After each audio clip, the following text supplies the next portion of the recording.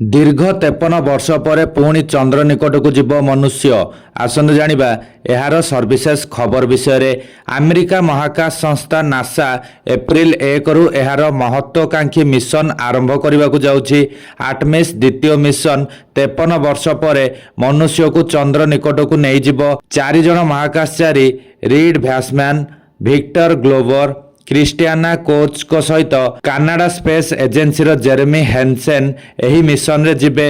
Christiana Koch low earth orbit तथा निम्न कक्षरु आगकू तथा चंद्रमा निकट को जिबारे प्रथम महिला हेबे। से पूर्वरु महाकाश स्टेशन रे जणे महिलांक द्वारा सबुठारु दीर्घ निरंतर महाकाश यात्रा 328 दिनर रेकर्ड स्थापन करथिले। एही 4 महाकाशचारी ओरियन कैप्सूल रे बसी विशालकाय SLS रॉकेट रे उड़ान भरिबे। एप्रिल 1 रे फ्लोरिडार केनेडी स्पेस सेंटर रु एही मिशन पठाजिब।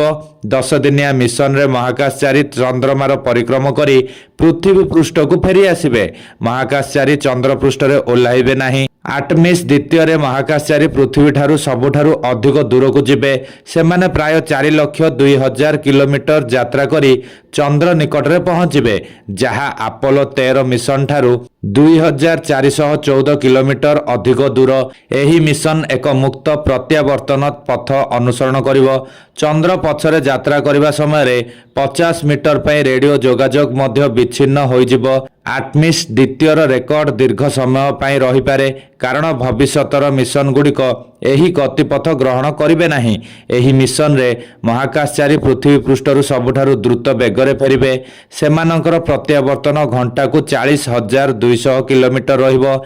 एहा सहित 6टी नुआ रेकर्ड प्रतिष्ठा हेबो।